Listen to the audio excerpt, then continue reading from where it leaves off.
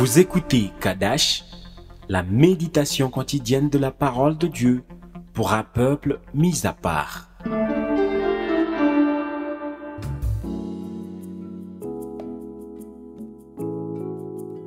Shalom, bien-aimés en Christ, bon vendredi. Aujourd'hui, nous allons méditer ensemble sur l'œuvre de la croix. Je désire que tu médites profondément pour saisir les miracles de cette puissante œuvre et les vivre chaque jour dans ta vie personnelle. Nous lisons Jean chapitre 19, le verset 30. Quand Jésus eut pris le vinaigre, il dit « Tout est accompli » et baissant la tête, il rendit l'esprit.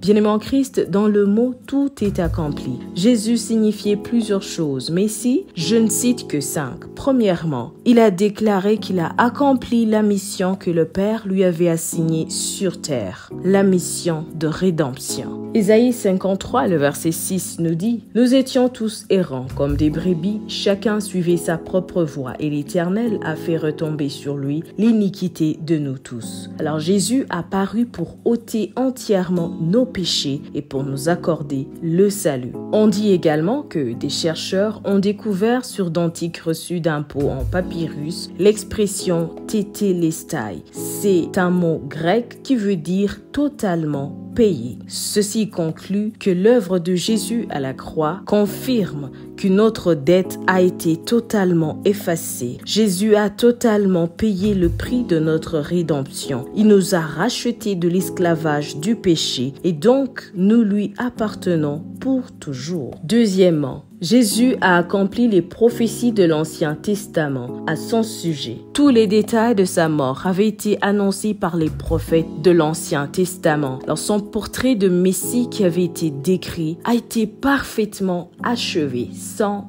omission. Amen. Et troisièmement, Jésus a définitivement vaincu le mal et Satan. Quand il a déclaré « tout est accompli », il concluait qu'il a définitivement vaincu le mal et Satan. Il y a eu transfert. Les ténèbres ont laissé place à la lumière. La mort a cédé devant la vie. Alléluia. Hébreux chapitre 2, le verset 14 et le verset 15 nous dit « Ainsi donc, puisque les enfants participent au sang et à la chair, il y a également participé lui-même afin que par la mort, il anéantisse celui qui a la puissance de la mort, c'est le diable, et qu'il délivra tous ceux qui, par crainte de la mort, étaient toute leur vie retenus dans la servitude. » Alors par tout est accompli, Jésus signifiait que l'ennemi Satan est vaincu pour toujours. La croix a été la défaite du diable. Et donc, au nom de Jésus-Christ, Satan n'a plus de prise sur nous. Ne nous laissons plus intimider par ses attaques et séductions programmées contre nous. Quatrièmement, par la croix,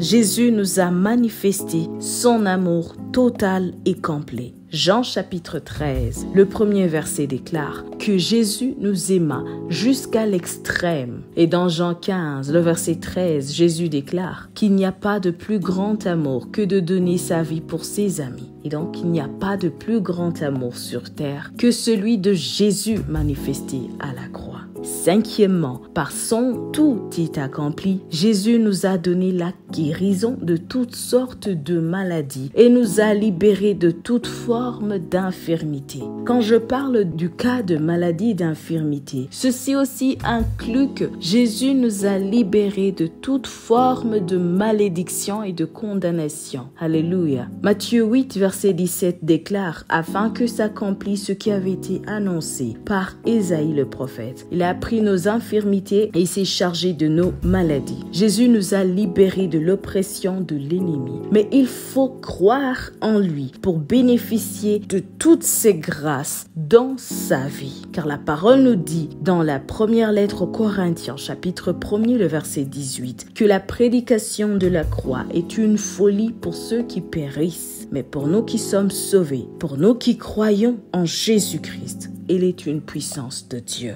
Alors il faut croire en Jésus pour vivre les miracles de son œuvre à la croix. Alléluia. À la croix, Jésus nous a tout donné.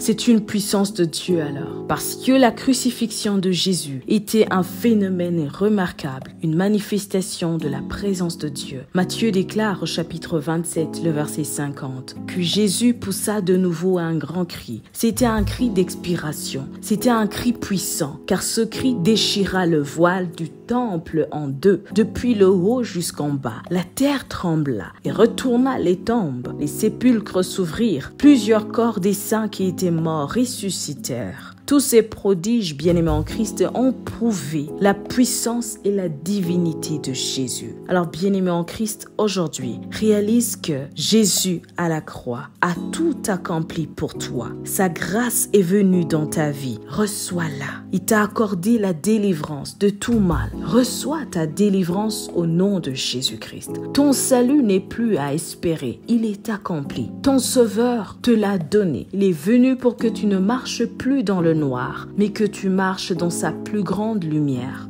La mort a perdu son pouvoir dans ta vie, car Jésus a tout accompli pour qu'en lui tu vives éternellement. Sois richement béni. Shalom. Vous écoutiez Kadash, présenté par Marie-Claire. À bientôt.